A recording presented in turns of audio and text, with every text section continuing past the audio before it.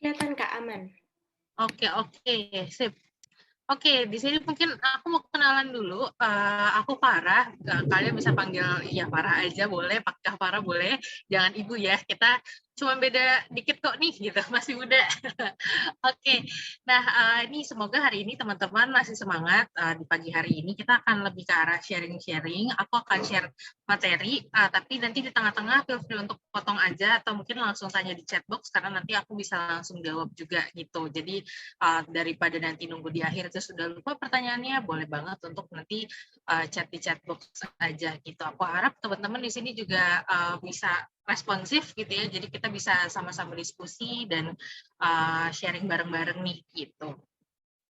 Oke, nah kita akan bahas career preparation 101 gitu ya. Mungkin kenalan dulu. Aku background-nya dari psikologi dan memang selama beberapa tahun ini menggeluti bidang human resource dan terakhir ini sebagai people development lead di salah satu startup gitu. Nah, di sini aku juga udah dapat certification professional coach di tahun 2021 dan aku ibu dari 4 anak bulu, itu gambar kucing ya. Jadi kalau yang suka kucing nih, suka anabul, mungkin kita bisa sharing-sharing gitu ya. Oke, dan ini LinkedIn aku kalau misalkan mau connect, feel free untuk connect. Nanti setelah sesi juga kita masih bisa untuk diskusi, misal teman-teman ada yang mau ditanyakan seperti itu. Oke, nah kita mungkin mulai dulu kali ya, karena bahasnya karir nih ya. Apa sih sebenarnya karir? Mungkin teman-teman ada yang tahu nggak sih bedanya job sama karir gitu? Boleh nih di chat box pada respon, nggak ada benar nggak ada salah ya, kita sama-sama belajar nih. Boleh sambil di chat box ya.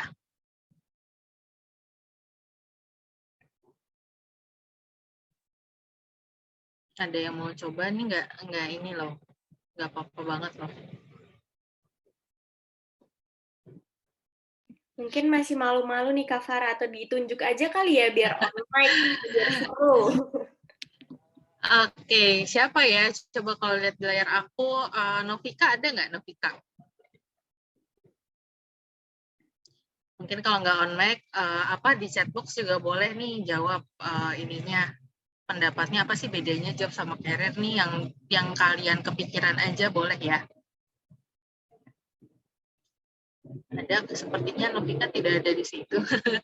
Ya, Novika tidak merespon. Siapa nih yang lain ya? Coba Amelia, ada nggak Amelia? Ya, halo Kak Farah. Halo, halo. Boleh nih menurutmu apa Ya. sih bedanya job sama career atau mungkin sama menurutmu? Kalau dari bahasanya mungkin ya. Kalau job kan pekerjaan, mungkin kalau karir itu eh, apa ya, yang meliputi pekerjaan itu kali ya. Oh, oke. Kalau job kerjaan, terus karir yang meliputi jadi job itu ada di dalam karir gitu ya menurutmu ya? Iya gitulah Kak. Kalau menurut aku Oke, gitu dari ya. katanya. Oke, sip. Thank you banget. Ini panggilannya Amel, Amelia atau siapa nih? Ya, Amel aja Kak, nggak apa-apa. Amelia. Oke, thank you ya Amel atas Ya, sama-sama ininya. Kak Farah. Oke, kita lihat di chatbox nih ada udah mulai pada ngechat nih di chatbox ya. Ada Fajrian, menurutku job itu suatu pekerjaan yang sifatnya jangka pendek bisa ganti-ganti. Kalau karir sifatnya melekat sama diri sendiri dan jangka panjang. Oke, menarik nih. Oke, nah Fania, kalau dari Fania job itu pekerjaan, mungkin profesinya, kalau karir itu perjalanan atau kemajuan kita dalam profesi tersebut. Oke, menarik banget. Wah, ini insightful banget ya. Dari Nabila. Nabila, kalau dari Nabila ini job itu pekerjaan, karir itu pekerjaan yang akan berkelanjutan atau berkembang. Oke, nice. Terus berikutnya lagi ada Alin. Dari Alin, job itu pekerjaan, kalau karir itu perkembangan atau kemajuan dalam pekerjaan. Oke, hampir mirip ya. Dari Laila nih, ada menurut aku job itu lebih ke pekerjaan yang sekedar memenuhi kebutuhan sehari-hari. Kalau karir lebih ke pekerjaan yang sesuai dengan passion kita. Oke.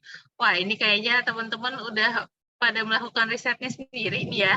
Oke, dan ini menarik banget karena aku coba akan rangkum ya, berbedanya sih sebenarnya apa ya gitu. Jadi jawaban teman-teman kalau aku rangkum nih udah hampir align dengan apa yang aku akan sampaikan. Jadi sebenarnya ya job itu sesuai dari tadi ya, definisinya dari bahasanya sendiri itu memang pekerjaan, dan kalau karir ini sebenarnya perjalanan. Memang job itu ada di dalam si karirnya sendiri, tapi memang karir itu adalah suatu perjalanan yang memang meliputi beberapa pekerjaan mungkin di dalamnya, seperti itu. Nah, ini perbedaannya ya, mungkin kita untuk pahami dulu apa sih yang akan kita bahas di dalam sini dan kenapa kita harus memahami ini di awal dari permulaan karir kita. Nah, tadi mungkin ada yang bilang kalau job itu ya cuma tujuannya jangka pendek aja gitu kan. Mungkin objektifnya adalah mengumpulkan uang, terus habis itu kadang ya udahlah kita ngelakuin sesuai job desk-nya aja gitu, seminimal yang bisa kita lakuin aja, dan lebih ke arah ya udah nantinya kalau udah berhenti cari kerja baru lagi, dari kerjaan ke kerjaan lainnya gitu ya, dan itu jadinya suatu aktivitas rutin. Sementara kalau karir itu sesuatu yang jangka panjang nih, terus habis itu kayak kita bisa mengumpulkan pengalaman dari satu pengalaman ke pengalaman lain, biasanya nih berkesinambungan gitu ya, jadi kita nge-explore dan gimana sih caranya nge-level up di ranah yang memang masih sesuai gitu ya. Dan biasanya kita akan melihat ke atas untuk kayak naik ke next step, next level, atau mungkin juga explore nih ke sampingnya ke ranah-ranah yang masih sesuai sama career aspiration kita gitu. Dan ini merupakan sebuah, tadi balik lagi, perjalanan, karena nggak cuman di satu hal aja kita berkarir nih di satu biasanya di satu bidang, tapi kita harus bangun terus dari memang step awalnya, seperti itu.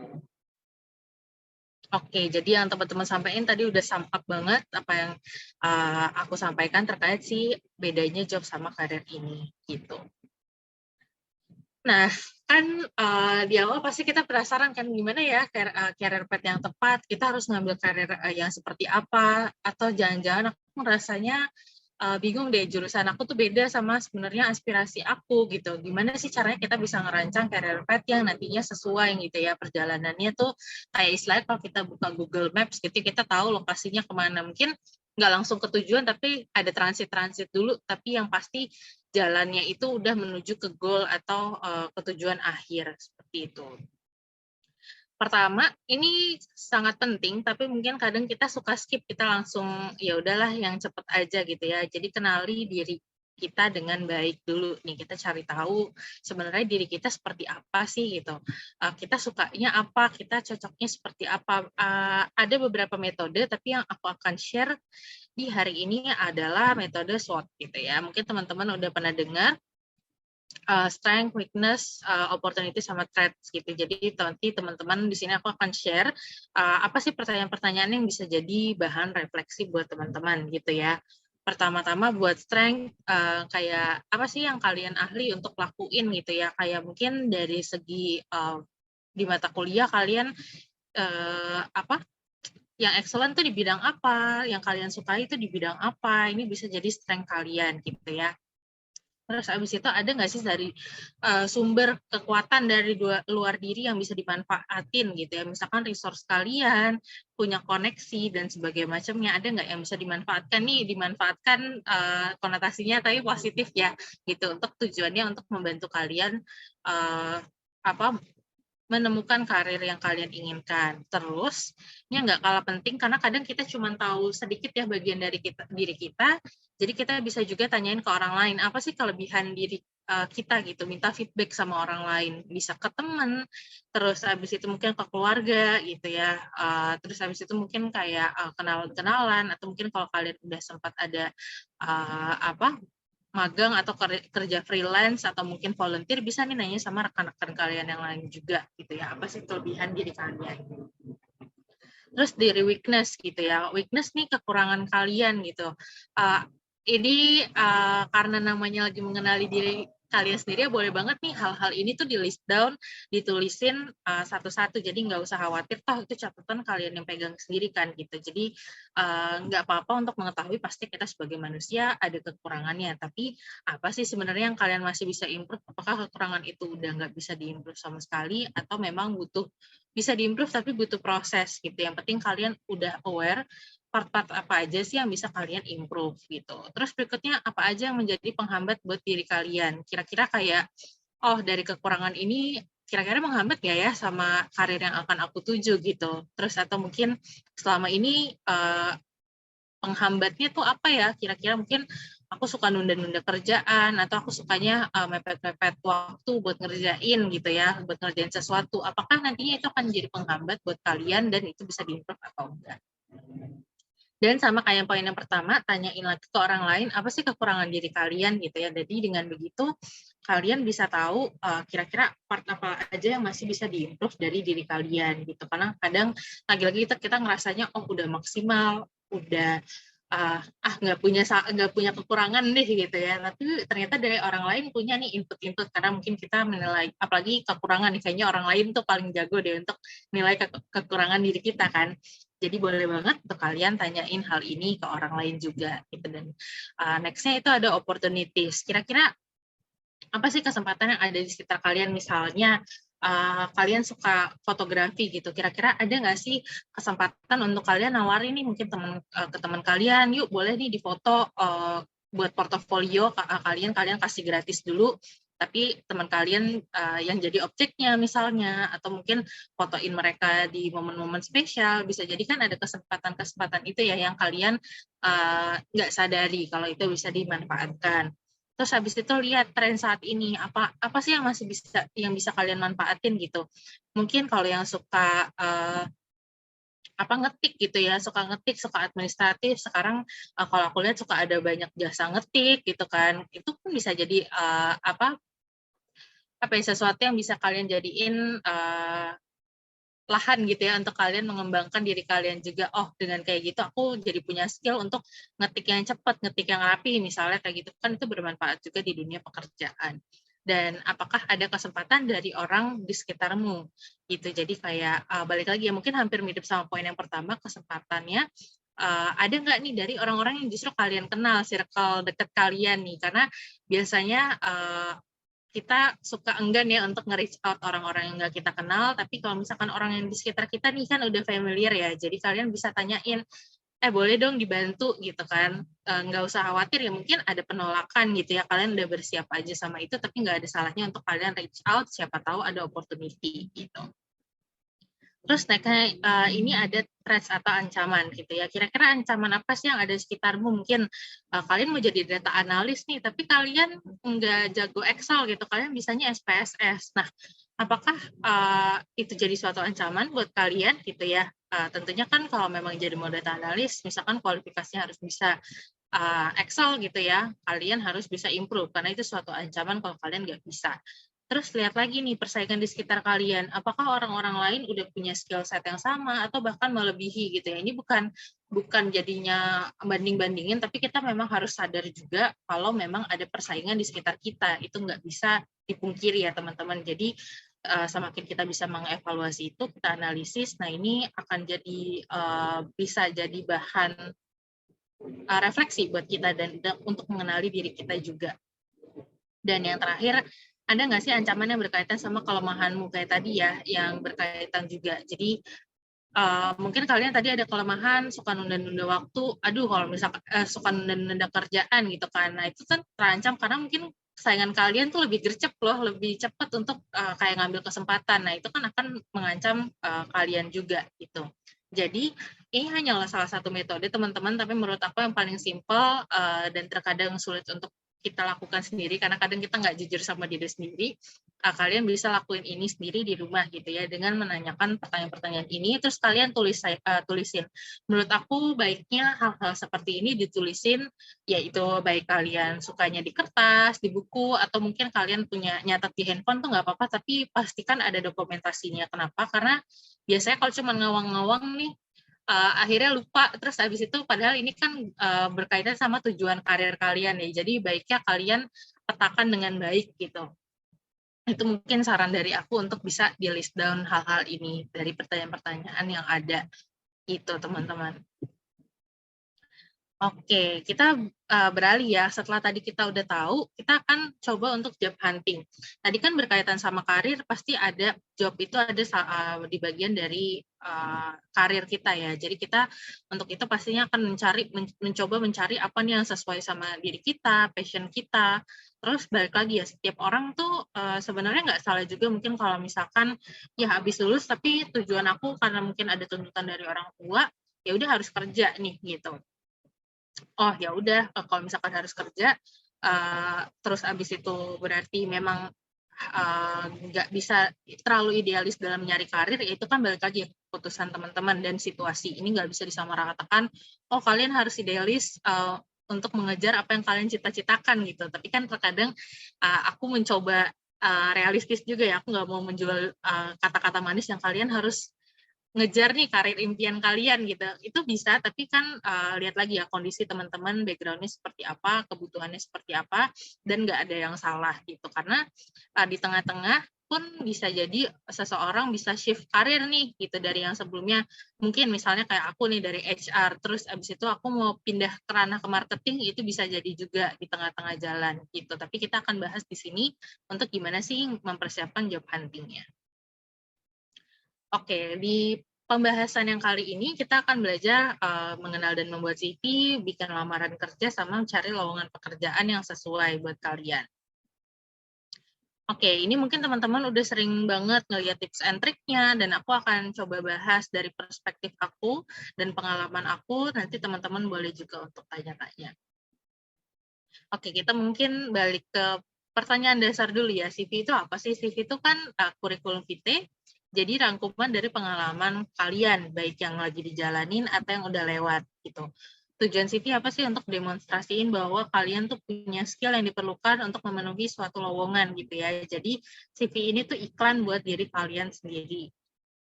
Anggap aja iklan gitu ya, karena orang-orang kan nggak kenal kalian siapa, dari CV jadinya bisa mengenal kalian lebih baik. Oke, terus apa aja sih yang sebenarnya harus ada di dalam CV gitu ya? Yang harus di-input apa aja? Pertama tuh data diri, foto diri, latar belakang studi, pengalaman kerja, proyek atau magang, terus pengalaman organisasi atau kepanitiaan, pengalaman sukarelawan, sama kemampuan bahasa yang dilengkapi dengan skor sertifikasi dari lembaga kayak gitu ya. Jadi ini yang penting banget untuk ada di CV kalian gitu. Nah, tips nih, sedikit tips ya, sertain deskripsi pada pengalaman yang kalian punya. Misalkan kalian jadi volunteer untuk staf publikasi gitu ya. Nah, itu dikasih deskripsi kerjanya ngapain aja, jangan hanya poin-poinnya aja, karena kan staf publikasi di tempat A sama di tempat B mungkin berbeda. Kalian sebisa mungkin mendeskripsikan, anggap aja orang tuh nggak tahu nggak kenal kalian kan, nggak tahu, nggak berada di situasi yang sama kalian, jadi kalian harus bisa menceritakan hal itu. Sama berikutnya itu pilih juga top 3 pengalaman yang paling berkesan dari masing-masing kategori gitu ya. Jadi kan tadi kalau aku share di sini ada pengalaman kerja praktek, kerja project atau magang gitu ya. Kalian bisa milih top 3-nya nih apa aja. Terus pengalaman organisasi mungkin di kampus, kalian bisa milih 3 juga, dan sukarelawan 3 juga. Kenapa kayak gitu?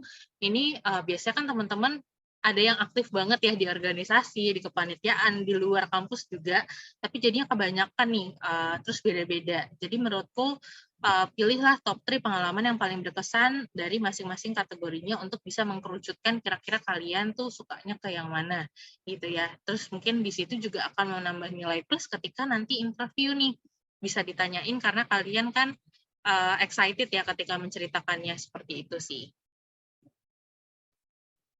Oke, nah dan apa aja yang nggak perlu ada di dalam CV? Ini nih latar belakang studi ya dari TK.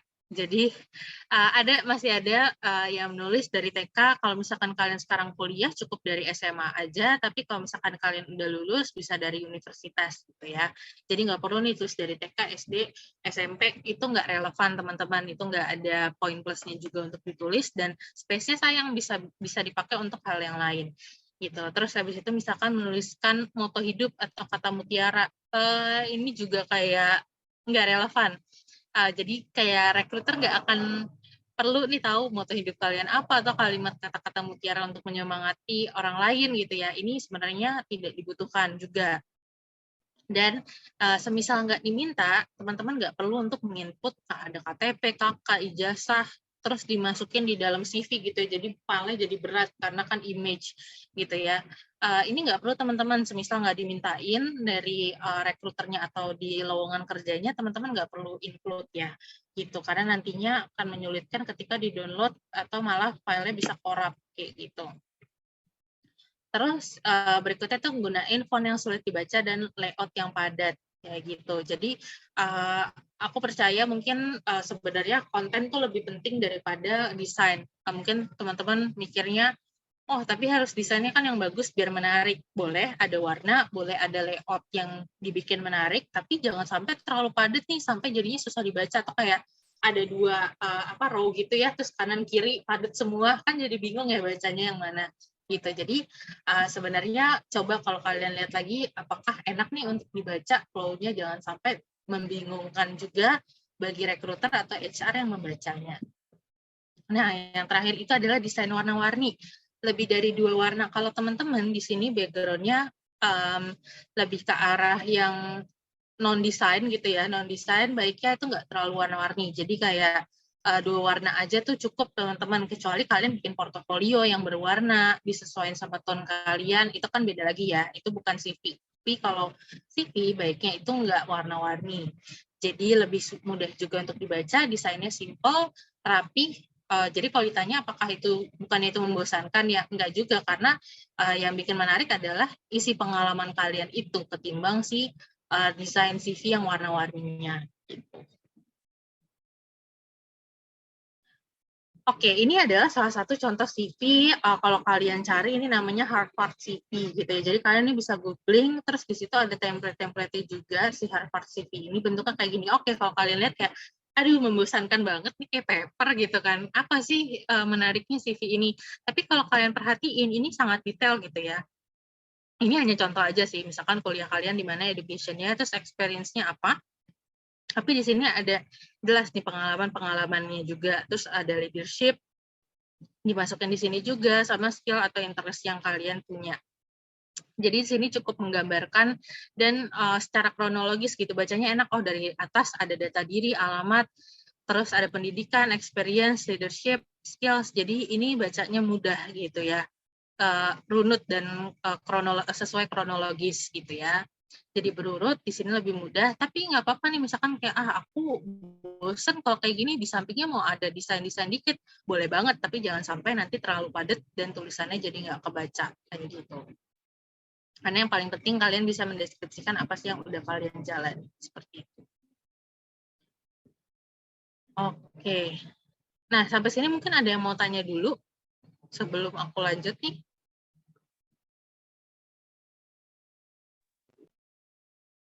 Nanti kalau ada yang mau tanya, boleh banget untuk chat box ya, di chat di chat box gitu. Sebelum nanti mungkin teman-teman lupa. Nggak usah malu-malu. Siapa tahu justru yang lainnya saling malu-malu, tunggu-tungguan, terus nggak ada yang nanya nih jadinya. Jadi nanti boleh banget sambil di chat. Oke ya, abis CV biasanya kita akan bikin surat lamaran kerja atau yang biasa disebut application letter. Ini biasanya kalian lampirkan kalau ngirimnya tuh dari email gitu ya. Oke, jadi apa sih surat lamaran kerja? Jadi surat lamaran kerja ini pengantar CV kalian, application letter. Secara nggak langsung surat ini kayak sinopsis gitu ya, rangkuman CV dan tentang diri kalian, terus kenapa kalian tertarik, dan surat lamaran ini biasanya ditaruhnya di badan email atau disertain juga ketika ngirim CV, tergantung lagi-lagi kalian baca detail dulu nih kebutuhan dari perusahaannya seperti apa, apakah di attach berbeda gitu ya, atau ditaruh di body, kalau misalkan nggak ada keterangannya biasanya hanya ditaruh di badan email aja tuh cukup. Gitu. Gimana cara membuatnya? Ini simpel banget teman-teman. Jadi silakan tujukan untuk application letter ini kepada hiring manager atau kepada tim rekrutmen. Terus tulis perusahaan yang dituju ya. Jadi kayak PT apa, terus habis itu misalkan bisa juga kepada HR manager atau HR rekrutmen, PT bla bla bla gitu ya. Jadi ditulis nih yang jelas buat siapa. Terus kenalin diri kalian, pendidikan terakhir kalian apa, terus kalian harus banget nih yang penting adalah sebutin kalian tuh tertariknya sama posisi apa gitu. Jadi jangan sampai oh ya udah apply yang mana yang cocok aja deh, jangan sampai kayak gitu. Kalian perlu cek dulu posisinya, lowongannya tuh apa. Misalkan kayak saya tertarik menjadi rekrutmen spesialis di PT ABC gitu, berdasarkan lowongan yang saya lihat pada situs bla bla bla misalnya.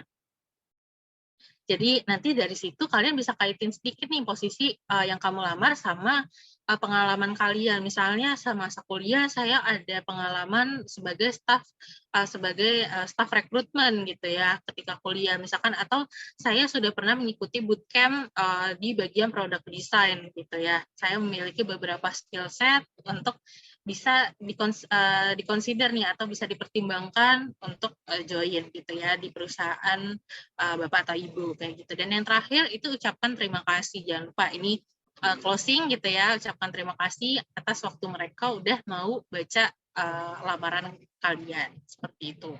Ini membuatnya simpel aja dan menurut aku kayak 2 paragraf itu cukup teman-teman. Jadi nggak perlu terlalu panjang lebar karena yang detail di dalamnya kan ada di CV ya, semuanya udah kalian nanti tuliskan application letter itu untuk pengantarnya gitu. Oke, nah CV dan surat lamaran ini udah siap ya, jadi kayak dua-duanya udah ada, CV udah ada, application letter tadi udah selesai juga. Kalian perlu cek lagi perusahaan yang dituju udah bener atau belum, karena kadang kan kita bikin template ya gitu, kayak tinggal di copy paste, tapi jangan sampai di copy paste terus habis itu lupa dihapus ngelamarnya ke PTA, ditulisnya ke PTD gitu kan. Ya PTA males nggak sih, kayak belum ternyata dia udah nge-apply ke tempat lain, itu boleh aja sebenarnya nge-apply ke tempat lain, tapi kayak gini aja nggak teliti ya, gimana nanti kalau kerja, ini kan hal yang krusial, kok ngelamar pekerjaan nggak diperhatikan gitu ya. Terus perhatiin juga untuk nggak ngirim ke banyak penerima dalam satu email, misalkan kalian males langsung aja Dear HR Manager gitu ya, terus nggak dispesifikin nih ke penerimanya. Akhirnya kalian kirim ke beberapa email, dalam satu email, terus langsung di-CC-in ke semuanya gitu. Jadi semua perusahaan nerima, terus ketahuan kayak, oh dia nge-apply ke 10 perusahaan dalam sewaktu yang sekaligus. Nah itu nggak etis ya teman-teman, jadi kalian perlu untuk kasih usaha ekstra sedikit untuk kalian bisa copy-paste, dicek lagi, kirim satu-satu gitu. Itu kan nggak makan tenaga ya kalau ketimbang zaman dulu harus ngirim pakai pos gitu ya. Kalau ini kan email, kalian tinggal ya nggak ada 1 jam pasti untuk ngelakuin hal itu. Terus dicek ulang kembali semua dokumen, pastiin nggak ada typo ya. Jadi teman-teman mungkin terkesan ya itu kan kadang kita nggak sadar ya ada typo dikit-dikit gitu ya. Masa kayak gitu aja ngaruh ya teman-teman, yang apply itu banyak banget gitu ya, saingan kalian ada banyak, kalau kalian bisa melakukan maksimal kenapa enggak gitu. Jadi minimalisir kesalahan-kesalahan kecil termasuk si typo ini. Oke. Nah, tadi udah siap, terus kita akan move ke melamar pekerjaan gitu ya. Jadi apa sih yang harus disiapin lagi gitu ya kalau melamar pekerjaan? Pastiin tadi ya, kita balik lagi ke awal, kenali diri kalian, kekuatan kalian, kira-kira bidang yang sesuai itu apa sih? Mungkin bisa jadi nggak sesuai jurusan kalian, tapi kalian udah menggeluti bidang itu sambil kuliah gitu ya. Terus kalian punya nggak sih skill set yang dibutuhin gitu ya? Mungkin kalian udah ikutan bootcamp, udah ikutan kelas mentoring dan sebagainya macamnya, kalian udah dapat skill set baru. Kira-kira udah mumpuni belum nih? Dan yang nggak kalah penting itu jangan asal ngelamar tanpa baca job details-nya. Kadang kayak ya udahlah apply aja gitu asal gitu ya. Kalian perlu banget untuk baca job details-nya teman-teman gitu. Jadi jangan asal ya udahlah apply aja, nanti keterima enggaknya nanti kan belakangan gitu ya. Atau bahkan pas dipanggil interview kayaknya nggak pernah apply deh gitu. Saking kalian cuman klik-klik aja gitu. Jadi perlu banget untuk dibaca job details-nya udah sesuai belum kualifikasinya dan apakah pekerjaan itu yang kalian inginkan gitu. Terus yang tadi aku sempat bahas juga, cari tahu tujuan kalian ngelamar ke suatu perusahaan tuh apa. Apakah emang cuma buat nyari uang aja, atau nyari pengalaman, atau ngebangun karir kalian? Karena perusahaan itu akan berdampak juga nih, nggak hanya sekedar ya udah kalian kerja pulang digaji gitu ya, tapi kalau kalian mau membangun karir, pastinya perusahaan yang sehat dan itu bisa kasih ruang kalian untuk bertumbuh gitu. Jadi perlu juga diperhatiin apakah perusahaannya tuh care sama karyawannya gitu. Jadi bisa juga kalian lihat-lihat postingan-postingannya atau mungkin lihat orang-orang yang udah join di situ, lama nggak sih, pada stay lama nggak sih, caranya gimana ya, stalking LinkedIn-nya tuh boleh banget teman-teman. Jadi lihat-lihat orang-orang di sana berapa lama sih stay-nya, kelihatannya mereka gimana sama perusahaannya. Jadi kalian bisa di situ juga bantu refleksi, kira-kira tujuan aku ngelamar ke PT ini apa ya, apakah jangan-jangan cuma gara-gara gengsi doang nih, oh ini perusahaan FMCG besar misalnya kayak gitu, aku mau banget ke sini, tapi kalian nggak tahu tujuannya apa, cuma sekedar gengsi doang. Jadi perlu direfleksiin lagi. Gitu. Next, ini kayak teman-teman udah pada familiar juga gitu ya, tapi aku coba bantu ingetin lagi. Kalian bisa banget untuk cari pekerjaan itu sekarang udah mudah ya, portalnya banyak, tapi mungkin beberapa yang cukup kredibel, itu ada Jobstreet, JobsDB, ada Caliber, Tech in Asia, Indeed, sama Urban Hire. Indeed sama Urban Hire nih, dia agregator sih sebenarnya, jadi kadang dia suka menarik dari LinkedIn dari mana-mana, terus nanti ditembak lagi gitu ya. Jadi tapi sejauh ini sih cukup kredibel, kalian bisa cek-cek dan mungkin penggunaannya juga nggak terlalu sulit teman-teman, jadi bisa juga dilakuin di situs ini. Nggak ada salahnya kalian untuk punya akun di situs-situs ini untuk memudahin kalian untuk nantinya kalau apply. Jadi nggak perlu upload-upload lagi gitu. Oke. Sip. Nah, berikutnya lagi company career site. Misalkan kalian udah punya perusahaan impian gitu ya, kayak aku pengen banget nih di perusahaan ini gitu. Coba cek situs karir dari perusahaan yang kamu tuju. Biasanya tuh kadang suka selalu update sih. Jadi cek secara berkala lagi buka nggak ya lowongannya gitu. Biasanya kadang suka di-upload di sana lowongan-lowongannya. Terus selain itu bisa juga cek LinkedIn gitu ya. Sekarang udah dimanfaatin LinkedIn, mungkin nggak semua punya career site, tapi punya LinkedIn. Biasanya ada rekruternya juga, kan itu sosial media kan jatuhnya. Cek, connect ke beberapa rekruter dari industri yang kalian minati. Misalkan tadi FMCG, atau kalian sukanya ke otomotif gitu ya, atau perbankan gitu. Kalian boleh connect ke rekruter yang dari perusahaan yang memang kalian tuju atau industrinya.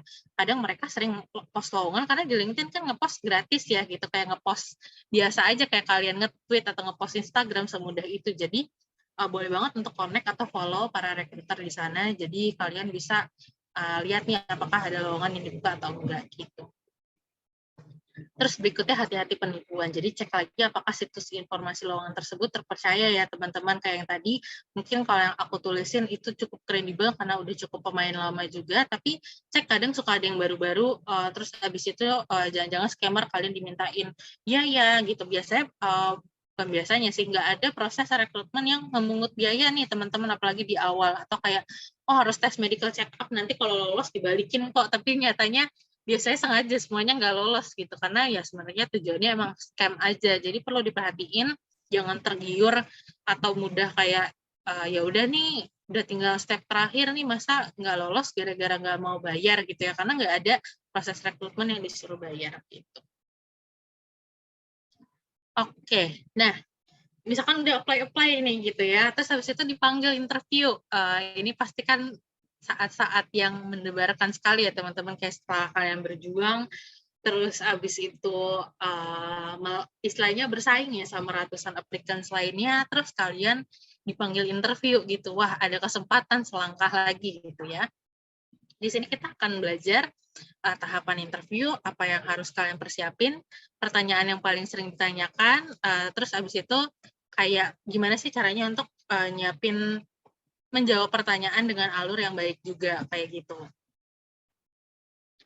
Oke. Sebentar.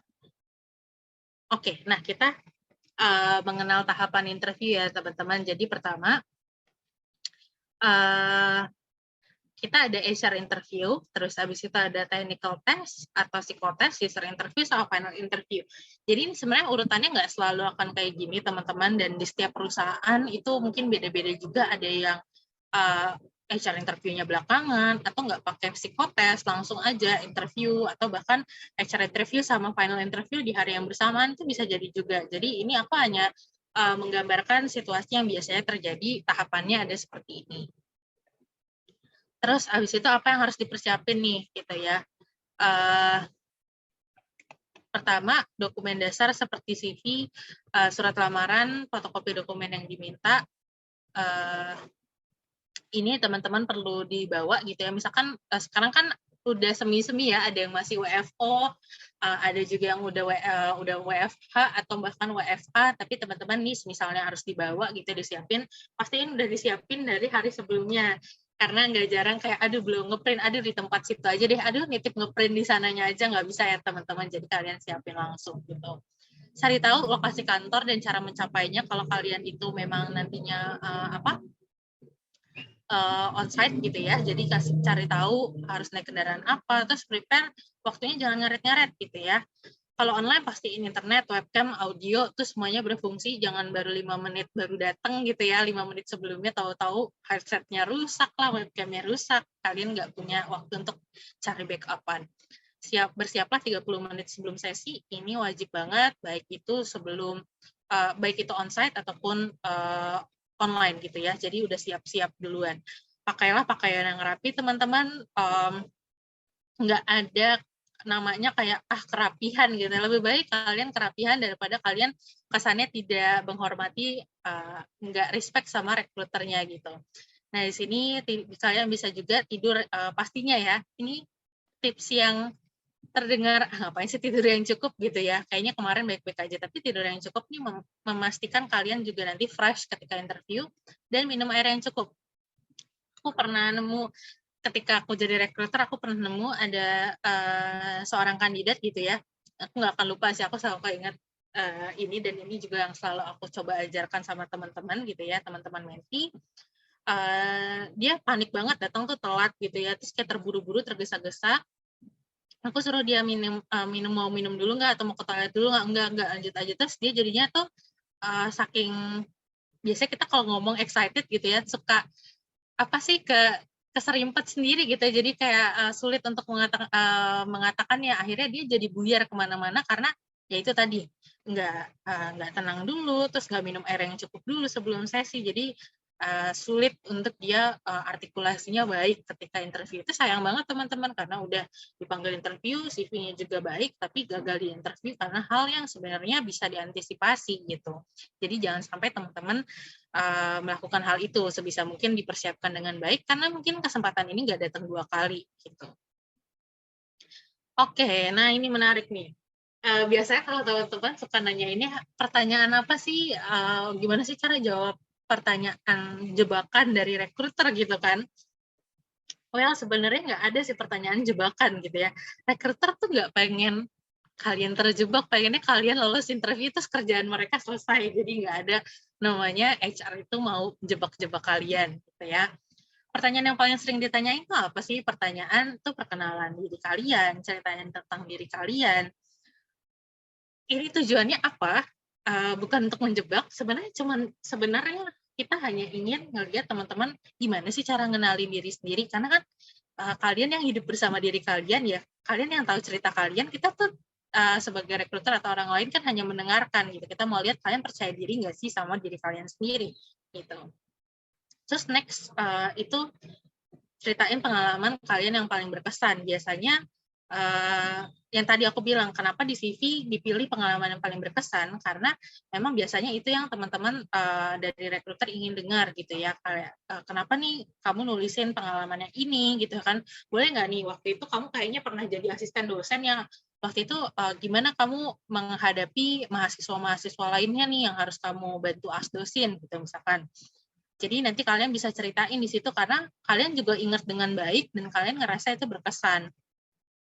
Terus nextnya adalah mengapa kamu tertarik melamar posisi ini gitu. Itu paling sering sih, karena ya itu harusnya kalian tahu ya jawabannya, kenapa sih tertarik melamar posisi ini. Kalau tadi kalian baca job details-nya dengan baik, udah baca job desk-nya, kalian kan tahu kenapa kalian tertarik nih gitu. Kalau misalkan kalian nggak tahu gitu ya, ini akan jadi sesuatu yang dipertanyakan juga sih. Wah, ini orang berarti ngasal apply gitu ya. Jadi kalian harus cari alasan kenapa kalian melamar posisi ini di awal. Ya iya sih, saya butuh kerja. Ya jangan jawab kayak gitu ya teman-teman. Semua orang tahu kalau ngelamar kerjaan ya karena butuh kerja gitu kan. Tapi alasan yang sejujur-jujurnya tuh kenapa sih kalian? Mungkin karena kamu suka bidangnya, atau kamu bahkan suka perusahaannya, suka produknya. Itu boleh banget untuk dijawab gitu ya teman-teman. Atau jangan jawab kayak, oh saya lihat lagi buka lowongan jadi saya apply aja. Ya itu kita juga tahu gitu kan, ada lowongan terus di-apply. Nah berikutnya lagi, apa yang kamu ketahui tentang perusahaan kami? Ini juga sering ditanyain, makanya tadi aku bilang kalian harus riset dulu. Sebelum interview itu kalian perlu riset dulu ya, jadi kayak perusahaannya itu apa, baca lagi. Kalau kalian kesannya ngafalin banget juga nggak apa-apa kok, at least kalian tahu nih perusahaannya bergerak di bidang apa. Terus abis itu mungkin produk-produknya apa aja, terus abis itu bisnisnya bergerak di bidang apa. Nah, itu yang paling nggak kalian harus tahu gitu ya. Mungkin nggak akan ditanyain kok berdiri di tahun berapa gitu-gitu tuh nggak akan ditanyain lah. Lebih ke arah apa yang kalian tahu secara garis besar tentang perusahaan yang kalian apply gitu. Terus ceritakan tantangan yang pernah kamu alami. Nah, kalau misalkan ini mungkin biasanya tuh tantangan atau mungkin kesulitan atau titik terendah kamu. Ini nggak apa-apa, kamu ceritain aja. Tapi sedikit tips untuk jawab itu, plus kalian harus bisa kaitin gimana cara kalian untuk mengatasi tantangan itu. Kayak carilah cerita yang memang kalian tuh sukses gitu ya untuk menghadapi tantangan itu. Atau kalaupun gagal, kalian udah bisa ngambil kesimpulan apa sih yang kalian pelajari di kegagalan atau dalam melewati tantangan itu. Jadi harus ada kayak lesson learn gitu ya. Kalian belajar apa dari situasi tersebut gitu. Oke, dan untuk menjawab yang tadi, ini teman-teman bisa juga nyeritain pengalaman dengan baik ya, dengan lebih baik itu menggunakan framework STAR gitu ya. Situation, Task, Action, sama Result gitu ya. Jadi gimana cara nyeritainnya? Pertama itu kan situation ya, jadi situasi kalian. Aku ambil contoh mungkin staff publik, staff ini deh, finance gitu ya, atau sponsorship deh yang gampang. Misalkan waktu itu aku sempat jadi staff sponsorship, situasinya lagi ada mau pentas di kampus aku, di fakultas aku, terus jadi saat itu yang harus aku lakukan itu untuk menggalang dana nih, gitu. Jadi mencari sponsor, terus habis itu mencari mungkin donatur juga yang mau kerjasama dengan kita nih untuk mensukseskan acaranya. Tasnya apa aja, aku bikin proposal, pitching, terus habis itu bikin agreement dan sebagainya, itu kalian ceritain. Terus actionnya apa? Iya, jadi aku coba buat paket-paket yang sekiranya tuh bisa menguntungkan kedua belah pihak, baik dari kami sebagai di fakultas gitu ya, sama juga perusahaan. Jadi paket-paketnya yang dibikin tuh biasanya kalau orang ratusan juta, kita bikin paket yang kecil-kecil, tapi bisa banyak nih orang-orang atau mungkin perusahaan yang bisa kontribusi. Nah, hasilnya dengan itu terkumpullah dana, bahkan bisa lebih profit dari yang kita bayangkan loh. Awalnya targetnya 100 juta, tapi kemarin tuh bisa achieve 120 juta gitu misalnya ya. Jadi kalian ceritanya itu tuh ada storyline-nya gitu.